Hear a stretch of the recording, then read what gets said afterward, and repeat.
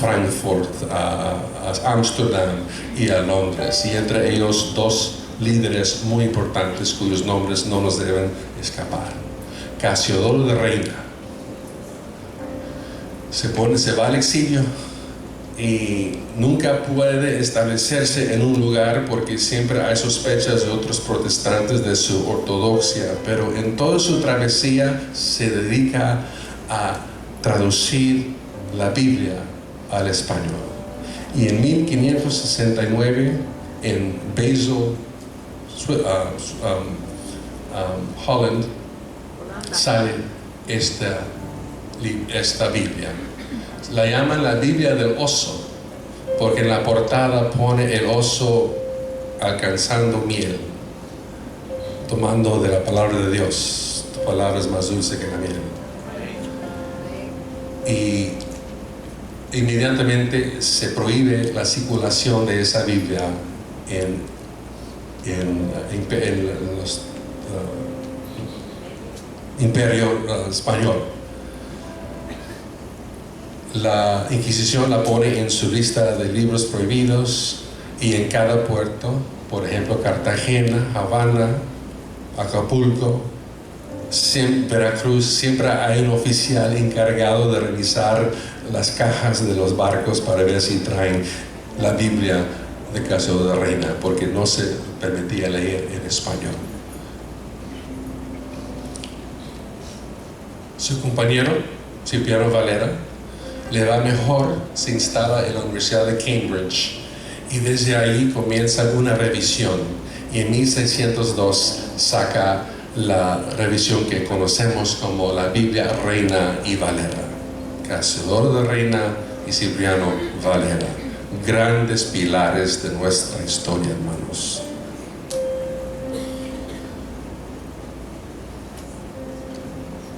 A él le va muy bien y pasa casi toda su carrera en la Universidad de Cambridge.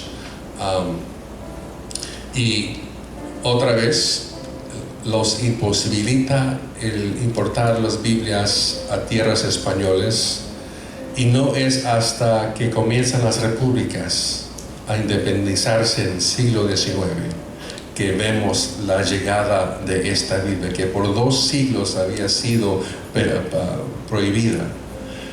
No hubo una traducción oficial permitida por la Iglesia Católica hasta 1790. O sea, 2 siglos, hermanos, sin poder leer la Biblia del Señor en español.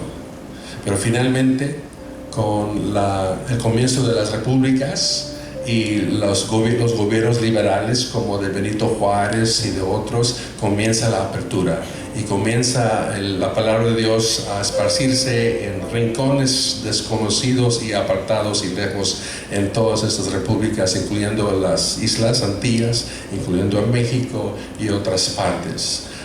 Y ya para finales del siglo XIX, cuando comienzan a llegar los misioneros de Estados Unidos y de Inglaterra, ya encuentran hermanos evangélicos que tenían décadas de leer la Biblia en español, pero muchas veces perseguidos por la iglesia oficial.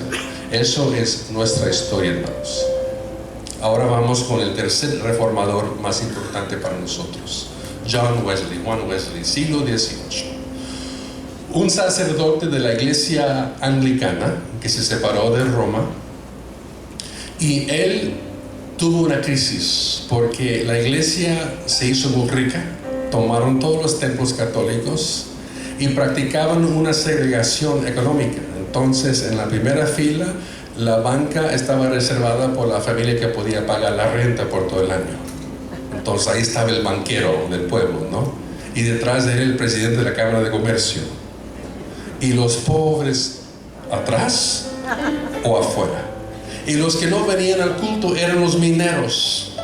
Entonces él propuso salir de su parroquia diciendo: el mundo es mi parroquia y voy a llevar el evangelio a las clases obreras de Inglaterra. Y comenzaron a predicar entre mineros y otras clases sociales muy bajas, y comienza el gran avivamiento metodista de Inglaterra y en todas sus colonias. Comienza con el ministerio de Juan Wesley.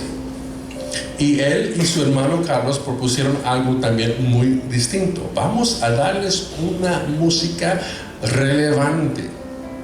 Así que nosotros hoy día no hemos inventado nada nuevo de querer una música relevante, ¿no? En su tiempo, Juan Wesley lo propuso. Porque Calvino decía que, Lutero fue el primer innovador. Lutero fue que cante la congregación y no solamente el coro. Entonces él nos legó los grandes himnos como Castillo fuerte es nuestro Dios, a mighty fortress is our God. Calvino decía, no, vamos a limitarnos a los salmos nada más. Y musicalmente vamos a ser muy conservadores. Y alguien va a cantar la línea y la congregación va a responder, y eso va a ser el Salterio de Ginebra, que es el salterio que usaron los puritanos norteamericanos en Massachusetts. Muy restringida. Wesley dijo, no, ¿por qué el diablo tiene que tener toda la mejor música?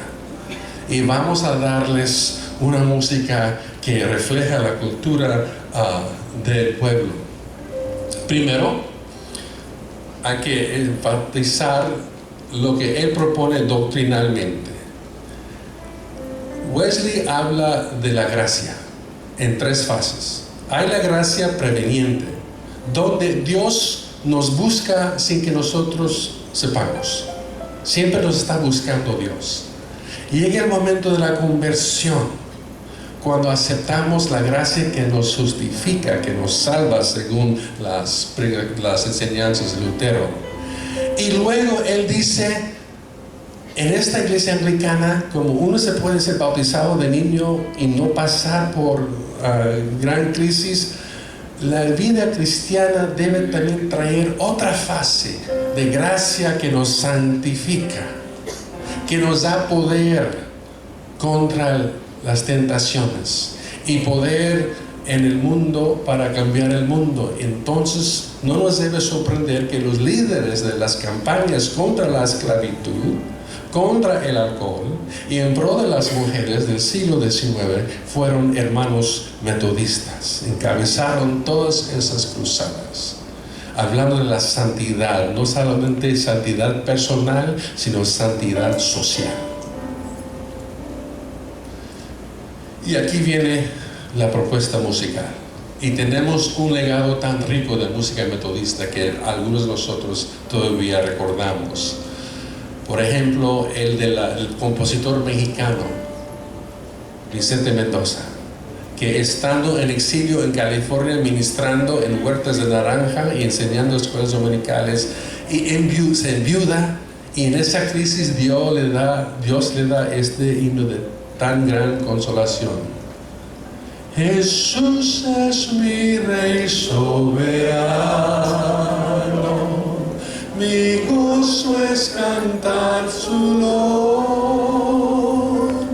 Es Rey y me ve cual hermano, es Rey y me imparte su amor, dejando su trono de gloria, me vino a sacar de la escoria, y yo soy feliz, y yo soy feliz por él. Hallelujah.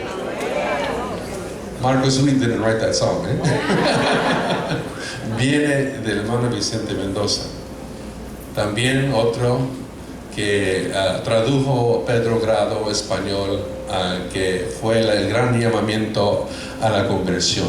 Pecador, ven al dulce Jesús, y feliz para siempre serás, si en verdad le quisieres tener.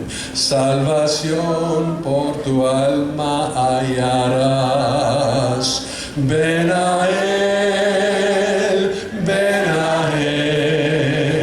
que te espera tu buen Salvador.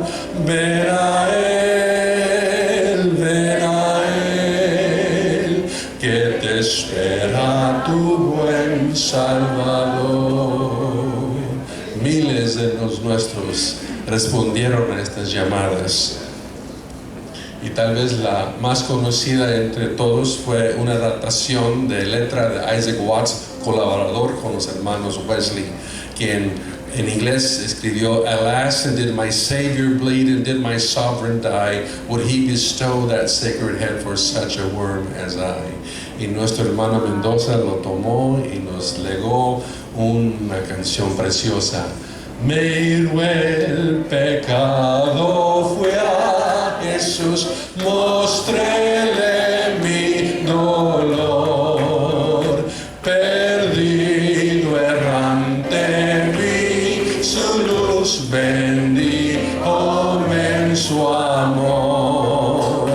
En la cruz do primero vi la luz, y las manchas de mi alma yo lavé. Fue ahí por perdón vi a Jesús, y siempre feliz con él seré. Aleluya, aleluya, aleluya. Y también hay una estrofa que habla de lo que viene con los pentecostales.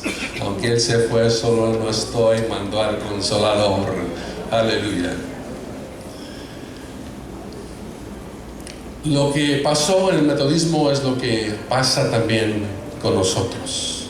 Adquirieron templos, estatus, plazas políticas.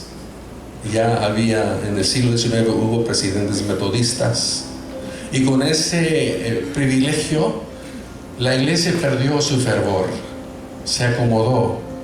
Antes predicaban contra la esclavitud, pero ya cuando se dependían de una economía de esclavitud en el sur, pues dejaron de enfatizar eso. Y dentro de los metodistas había una reacción muy fuerte contra eso, queriendo recuperar el fervor inicial de la época de Juan Wesley. Después de la guerra civil hay un movimiento de santidad, reencontrando esa propuesta de la santificación. Y cuando no caben dentro de las denominaciones metodistas, forman sus propias agrupaciones, como el Ejército de Salvación, con su propuesta musical, la Iglesia Nazarena, la Alianza Cristiana Misionera y la Iglesia de Dios en Cristo entre afroamericanos. Y ellos tienen sus compositores también. Entonces, en la Iglesia de Dios en Cristo, Church of God in Christ afroamericana, Charles Jones propone este himno: Deeper, deeper in the love of Jesus, daily let me go. Higher, higher in the school of wisdom, more of grace to know. Oh, deeper yet I pray, and higher every day, and wiser, blessed Lord, in thy precious holy word. Y ahí él recupera lo de Wesley, porque en la segunda estrofa dice: Deeper, deeper, blessed Holy Spirit, take me deeper still, till my life is wholly lost in Jesus and His perfect will. La santificación, la perfección cristiana. No falte uno de los nuestros que lo pone en español: más y más en el amor de Cristo quiero yo estar, pueda yo en su amor bendito mi alma consagrar. Oh, más yo quiero orar a Cristo el Salvador, sí, más en mi Señor, para amarle con fervor. ¿Algunos escucharon esto? Yo la escuché en mi niñez. Algunos.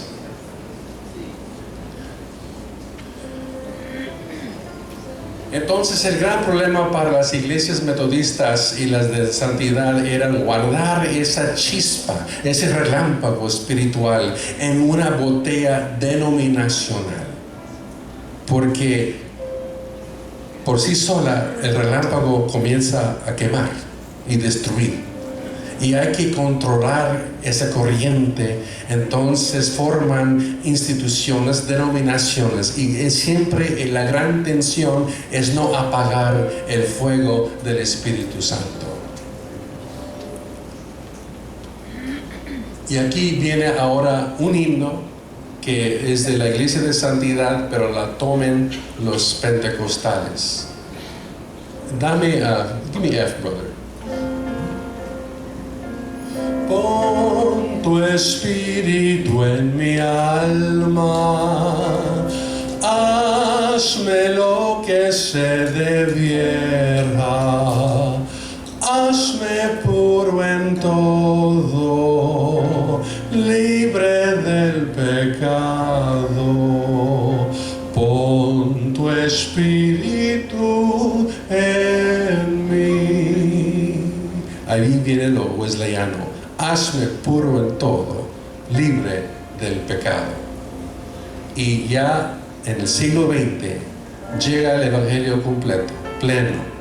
Y en 1901, bajo la enseñanza de Charles Parham en Topeka, Kansas, llegan a la conclusión doctrinal que faltaba una tercera obra de gracia, el bautismo en el Espíritu Santo. Y comienza el gran movimiento pentecostal. Hoy día, si uno va a una iglesia afroamericana, se puede escuchar un testimonio donde la persona se levanta y dice: santos, he sido salvo, santificado y lleno del Espíritu Santo. I've been saved, sanctified, and filled with the Holy Ghost. El avivamiento se va de Topeka a Arkansas, a otras partes de Arkansas, Texas, Oklahoma, y finalmente llega a Parham, a Houston, donde levanta un instituto bíblico y comienza a predicar este entendimiento del bautismo del Espíritu Santo. Está de pastor en la ciudad un hermano afroamericano, William Seymour, que había nacido en Luisiana. Y en el mismo año, cuando el Tribunal Supremo de Estados Unidos dijo que era legal la segregación, Plessy versus Ferguson, ese joven salió del sur y buscó siempre la reconciliación racial. Y se fue a Indianapolis, se fue a Cleveland, y ahí se hizo parte de una iglesia como nazarena de la santidad. Y luego lo llaman a pastorear en Houston. Y en Houston, la hermana pastora le habla del Instituto Bíblico del hermano Parham y va a tomar clases. En aquel entonces, las leyes de Jim Crow prohibían que un negro estuviera dentro de la aula. Entonces Parham deja la puerta abierta para que el hermano Seymour escuche la enseñanza en el pasillo. Luego le llega una llamada de Los Ángeles, California, de una congregación afroamericana nazarena, que lo invitan a predicar y recogen la ofrenda para que él tome el tren segregado, tiene que quedarse en los vagones con los afroamericanos, y ya cruzando a Nuevo México puede integrarse. Y ya en California, un lugar más liberal, se llega y predica el mensaje de Pentecostés, del bautismo del Espíritu Santo, en una mañana. Y en la tarde, cuando vuelve a predicar, encuentra la puerta trancada. No quisieron aceptar su propuesta. Unos hermanos se compadecen de él, lo llevan a casa y comienza una cruzada de oración de días, buscando más y más de Dios. Y el 9 de abril de 1906 acontecen los primeros bautismos en el Espíritu Santo en Los Ángeles, California, en un lugar afroamericano. Corre la voz, porque muchos hermanos evangélicos blancos y negros y latinos en Los Ángeles estaban ansiosos de algo nuevo de Dios, tenían campañas de oración buscando algo más de Dios. Y cuando les llegó la noticia, todos concurrieron a la casa sobre Bonnie Brae Street. Fueron tantos que se quebró el porche y no podían quedar ahí. Entonces fueron a buscar y les dijeron que el viejo templo de la iglesia metodista afroamericana estaba vacío. Entonces se fueron y arrendaron el lugar, luego lo compraron. En el interino, en ese templo, en ese edificio, tenían caballos, tenían departamentos arriba y abajo caballos. ¿Se imaginan el olor del lugar? Pero yo recuerdo en la historia sagrada otro episodio cuando nace la esperanza en un pesebre lleno de animales. Entonces tienen que limpiar el lugar. Y una de las hermanas blancas, su hijo trabajaba con una compañía de construcción, McNeil Construction Company, y él trae un equipo de trabajadores. Pregunta, en 1906, ¿quién hacía el trabajo más asqueroso y más difícil en Los Ángeles, California? Mexicanos. Son mexicanos. Llegan ahí para limpiar. Y al entrar o acercarse a la puerta, ya las hermanas afroamericanas los están esperando y los imponen las manos y caen aquellos hombres y comienzan a hablar en lenguas. El señor, el testigo ocular, dice que eran católicos, o sea, mexicanos. Entonces fueron latinos, hermanos, los primeros en probar las aguas de avivamiento en ese sitio de la calle Azusa. Y gran obra de Dios. Ven en la foto de los líderes la propuesta del pentecostalismo temprano: blanco y negro juntos. El líder afroamericano, mujeres y hombres dirigiendo la obra. Una propuesta radical para el resto del protestantismo. Cambiaron muchos himnos que habían entonado antes, como El Consolador ha venido, y le dieron otro significado. Entonces el fiel consolador que Dios nos prometió al mundo descendió. Doquiera el hombre esté, decir que vino ya el fiel consolador. Himno metodista que se convierte en himno pentecostal, ya con esta comprensión más amplia. Comienzan a editar un periódico, se llama The Apostolic Faith, y tenemos este testimonio de un hermano laico líder de la primera First Methodist Church, persona con estatus social, y él dice: bendigo a Dios que no comenzó en cualquier iglesia de esta ciudad, sino en una choza, en un barn, en un granero, para que todos pudieran llegar y participar en ella. Si hubiera comenzado en una iglesia fina, la gente pobre de color y los mexicanos, no lo hubieran recibido, pero gracias a Dios que comenzó ahí.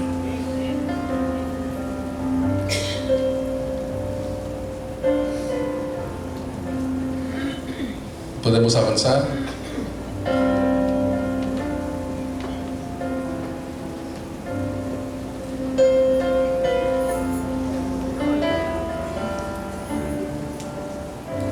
You live by technology, you die by technology.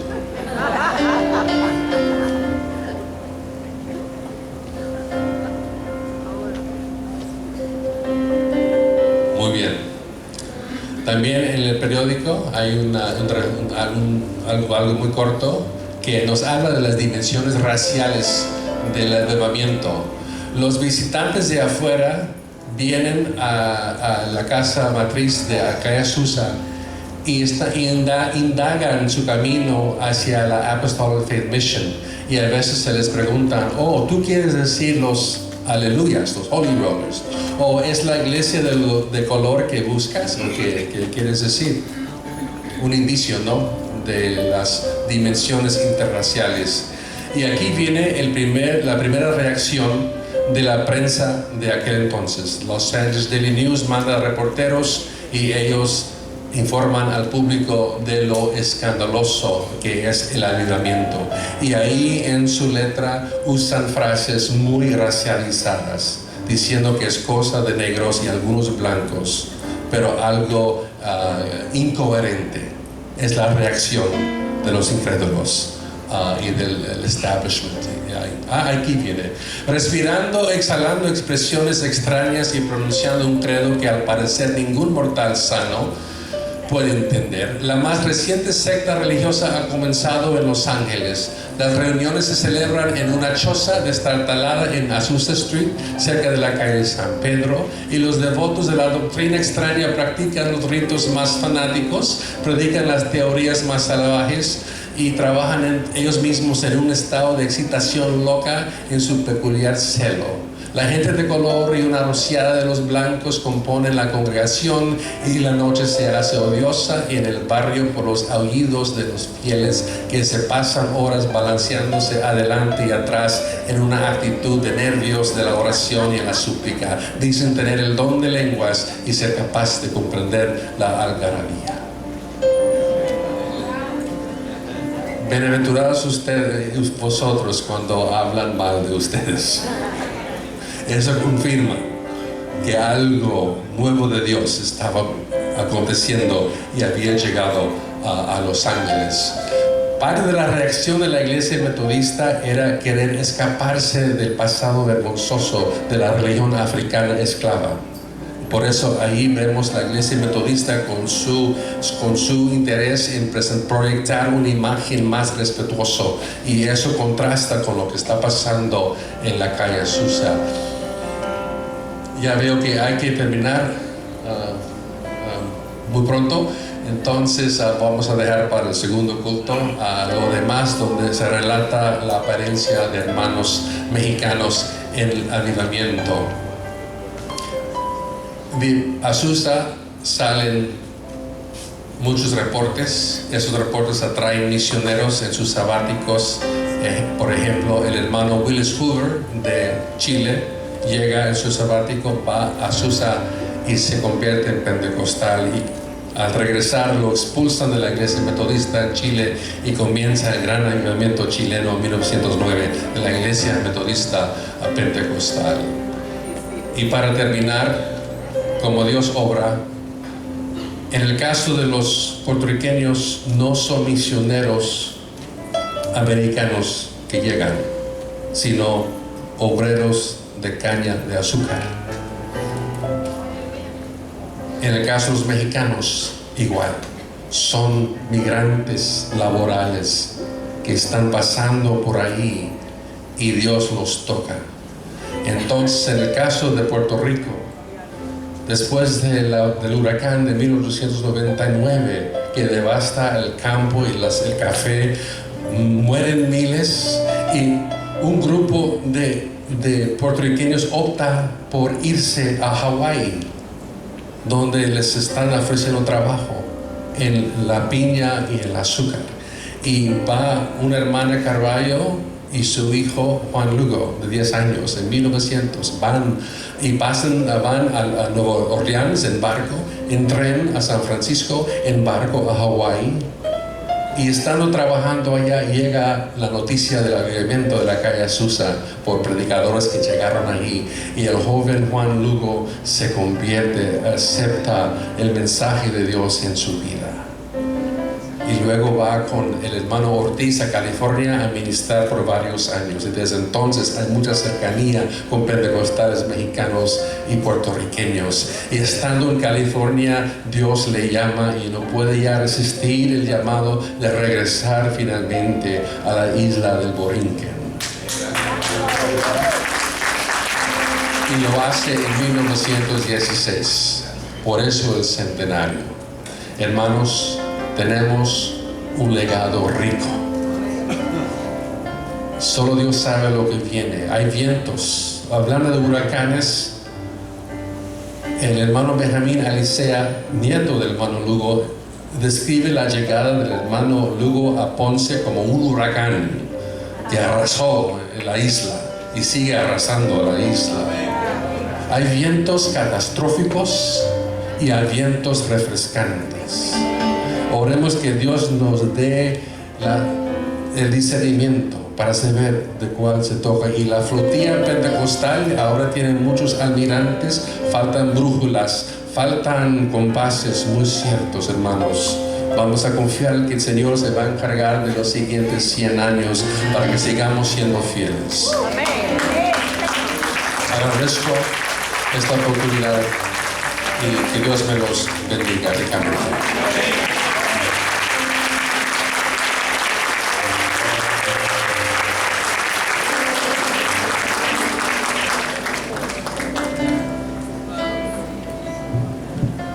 Gloria a Dios.